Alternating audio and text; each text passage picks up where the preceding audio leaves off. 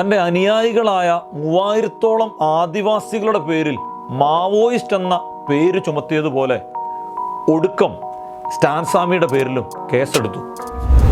ചോദ്യം ചെയ്യലിനായി ഹാജരാകണമെന്ന് ആവശ്യപ്പെട്ടപ്പം NIA കോടതിയോട് Stan സ്വാമി പറഞ്ഞു, തനിക്ക് 83 വയസ്സുണ്ട്, താൻ പാർക്കിൻസൺസ് രോഗബാധിതനാണ്. ഈ 83 വയസ്സുകാരന് അവസാന കാലഘട്ടങ്ങളിൽ ഒരു ഗ്ലാസ് വെള്ളം എടുത്തു കുടിക്കാൻ പറ്റാതെ ഒരു സ്ട്രോ കോടതിയോട് ആവശ്യപ്പെട്ടിട്ട് ആ കേസെടുക്കാൻ പോലും 3 ആഴ്ച കഴിഞ്ഞു എന്നത് മറ്റൊരു സത്യമാണ്.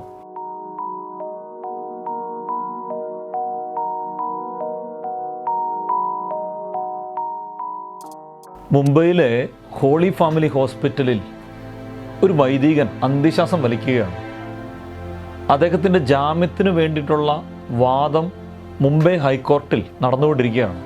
കേസിൻ്റെ വാദം നടക്കുന്നതിനിടയിൽ അദ്ദേഹത്തിൻ്റെ അഭിഭാഷകൻ കേസ് നിർത്തിവെച്ചിട്ട് പറഞ്ഞു, അദ്ദേഹം മരിച്ചു. ജയിലിലായിരിക്കുമ്പോൾ പല പ്രാവശ്യം വീഡിയോ കോൺഫറൻസിലൂടെ താൻ മരിച്ചുകൊണ്ടിരിക്കുകയാണ് എന്ന് കോടതിയോട് കേണപേക്ഷിച്ചിട്ടും ജാമ്യം ലഭിക്കാതെ മരണത്തിന് കീഴടങ്ങിയ ആ മനുഷ്യൻ ഒരു കുറ്റവും ചെയ്തിട്ടില്ലായിരുന്നു.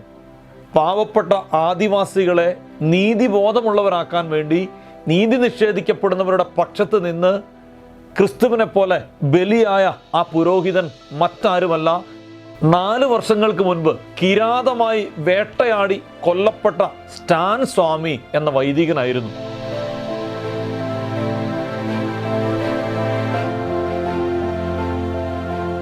മരിക്കുന്ന സമയത്ത് ഈ മനുഷ്യന് 84 വയസ്സുണ്ടായിരുന്നു. ഒരുപക്ഷെ UAPA ചുമത്തിയ ഇന്ത്യയിലെ ഏറ്റവും പ്രായമുള്ള വ്യക്തി ഈ വൈദികനായിരുന്നു. മരിക്കുന്ന സമയത്ത് ഇദ്ദേഹത്തിന് കോവിഡും പാർക്കിൻസൺസും വന്ന് ഒരു കപ്പ് വെള്ളം ചുണ്ടോടടുപ്പിക്കാൻ ഒരു സ്ട്രോ ആവശ്യപ്പെട്ടിട്ടും അതിനുവേണ്ടി കാലങ്ങൾ കാത്തിരിക്കേണ്ടി വന്ന ഈ മനുഷ്യൻ യഥാർത്ഥത്തിൽ നമുക്ക് വേണ്ടി ബലിയായ ക്രിസ്തുവിൻ്റെ നിഴൽ തന്നെയായിരുന്നു. ഈ കഴിഞ്ഞ നാളുകളിൽ ഛത്തീസ്ഗഡിൽ 2 കന്യാസ്ത്രീ അമ്മമാർ അറസ്റ്റിലായപ്പോൾ നമ്മളെല്ലാം ഒന്നടങ്കം കൈ ഉയർത്തി പറഞ്ഞു, അവർ നിഷ്കളങ്കരാണ്. എന്നാൽ ഇതുപോലെ തന്നെ 4 വർഷങ്ങൾക്ക് മുൻപ് ഒരു കുറ്റവും ചെയ്യാതെ നീതി നിഷേധിക്കപ്പെടുന്നവരുടെ പക്ഷത്ത് നിന്നു എന്നൊരൊറ്റ കാരണത്തിൻ്റെ പേരിൽ ഭരണകൂടം കിരാതമായി വേട്ടയാടിയ ആ മനുഷ്യനെക്കുറിച്ച് നമ്മൾ അറിയണം.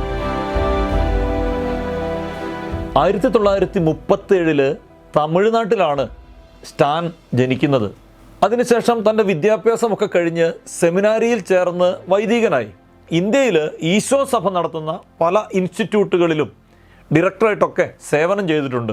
എങ്കിലും തൻ്റെ ഉള്ളിൽ ദൈവം കൊളുത്തിയ ആ അഗ്നി പാവങ്ങളോടൊപ്പം എരിഞ്ഞടങ്ങാനാണ് എന്ന തിരിച്ചറിവിൽ അദ്ദേഹം തമിഴ്നാട്ടിൽ നിന്നും ജാർഖണ്ഡിലേക്ക് വണ്ടി കയറുകയാണ്. ജാർഖണ്ഡിലെ 38% ജനങ്ങളും ദാരിദ്ര്യരേഖയ്ക്ക് താഴെയാണ്. ഏതാണ്ട് 86% ജനങ്ങളും താമസിക്കുന്നത് വനങ്ങളിലും കുഗ്രാമങ്ങളിലുമാണ്. ജാർഖണ്ഡിലെ ആദിവാസികൾക്കിടയിൽ സ്റ്റാൻ സ്വാമി ജീവിക്കുമ്പം അവരിൽ ഒരാളായി മാറാൻ അദ്ദേഹത്തിന് കഴിഞ്ഞു. അവരുടെ ഭാഷ അദ്ദേഹം പഠിച്ചു. അവരുടെ സംസ്കാരവുമായി യോജിച്ച് പ്രവർത്തിക്കാൻ അദ്ദേഹത്തിന് കഴിഞ്ഞു. അദ്ദേഹം അവരുടെ ഇടയിൽ ജീവിക്കുമ്പം മനസ്സിലായ ഒരു കാര്യം, ആദിവാസികൾ തിങ്ങിപ്പാർക്കുന്ന വനമേഖലയിലും കുഗ്രാമങ്ങളിലുമൊക്കെ ഈ മിനറൽസ് ധാരാളമുണ്ട്. അതുകൊണ്ട് തന്നെ ഈ നിയമങ്ങളെല്ലാം കാറ്റിൽ പറത്തി ഇവരുടെ താമസ ഇടങ്ങളിലേക്ക് ഖനി മാഫിയ പിടിമുറുക്കാനായിട്ട് തുടങ്ങി. അതുകൊണ്ട് പലപ്പോഴും ഈ ആദിവാസികളായിട്ടുള്ള ഈ ദുർബല സമൂഹം ചെയ്തുകൊണ്ടിരുന്നൊരു കാര്യം, ഈ ഖനി മാഫിയ കടന്നു വരുമ്പോൾ അവർ ആ ഗ്രാമം വിട്ട് മറ്റ് ഗ്രാമത്തിലേക്ക് ഓടിപ്പോവുക എന്നതായിരുന്നു ഇവർ ചെയ്തുകൊണ്ടിരുന്നത്. കാരണം അവർക്ക് അവരുടെ നിയമങ്ങളെക്കുറിച്ചോ അവരുടെ അവകാശങ്ങളെക്കുറിച്ചോ യാതൊരു ബോധ്യമില്ല എന്ന കാര്യം സ്റ്റാൻ സ്വാമിക്ക് മനസ്സിലായി. അതുകൊണ്ട് തന്നെ ഈ സ്റ്റാൻ സ്വാമി എന്ന വൈദികൻ ഭരണഘടന തങ്ങൾക്ക് ഉറപ്പു നൽകുന്ന അവകാശങ്ങളെക്കുറിച്ച് അവരെ ബോധവാന്മാരാക്കാൻ ഗ്രാമങ്ങളിൽ നിന്ന് ഗ്രാമങ്ങളിലേക്ക് യാത്ര ചെയ്യാൻ തുടങ്ങി. അദ്ദേഹം ഇന്ത്യൻ ഭരണഘടന ദളിതർക്ക് ഉറപ്പു നൽകുന്ന അവകാശങ്ങളെക്കുറിച്ച് ഈ ആദിവാസികളായിട്ടുള്ള ദളിതരെ ബോധവാന്മാരാക്കിക്കൊണ്ടിരുന്നു അദ്ദേഹം. അങ്ങനെ ആദിവാസികൾ അവരുടെ അവകാശങ്ങൾക്ക് വേണ്ടി ശബ്ദമുയർത്താൻ തുടങ്ങിയപ്പം ഭരണകൂടം വെറുതെ ഇരുന്നില്ല. ഏതാണ്ട് 3000-ൽ പരം ആദിവാസികളെ മാവോയിസ്റ്റുകൾ എന്ന പേര് ചാപ്പ കുത്തി ജയിലിലടച്ചു. ആദിവാസി യുവാക്കൾ ജയിലിലായതോടുകൂടി ആദിവാസികളുടെ കുടുംബങ്ങൾ മുഴുവൻ പട്ടിണിയിലേക്ക് നീങ്ങി. 3000-ൽ താഴെ മാത്രം വരുമാനമുള്ള ഈ കുടുംബങ്ങളൊക്കെ പട്ടിണിയിലേക്ക് നീങ്ങിയെന്ന് മാത്രമല്ല, ഈ ജയിലിലായ ആദിവാസികൾക്ക് വേണ്ടി കേസ് നടത്താനോ അവരുടെ അവകാശങ്ങൾക്ക് വേണ്ടി വാദിക്കാനോ ഒരു നിയമ സംവിധാനവും ഇല്ലായിരുന്നു. അങ്ങനെ ജയിലിലാക്കപ്പെട്ട ആദിവാസികൾക്ക് വേണ്ടി കേസ് നടത്താൻ ഒരു കൂട്ടം അഭിഭാഷകരുമായി സ്റ്റാൻ സ്വാമി രംഗത്ത് വന്നു. പാവപ്പെട്ടവൻ്റെ, ആരോരുമില്ലാത്തവൻ്റെ പക്ഷത്ത് നിന്ന് സ്റ്റാൻ സ്വാമി എന്ന വൈദികനെ പറിച്ചെടുക്കാൻ പറ്റില്ല എന്ന തിരിച്ചറിവ് ഭരണകൂടങ്ങളെ തെല്ലൊന്നുമല്ല അസ്വസ്ഥതപ്പെടുത്തിയത്.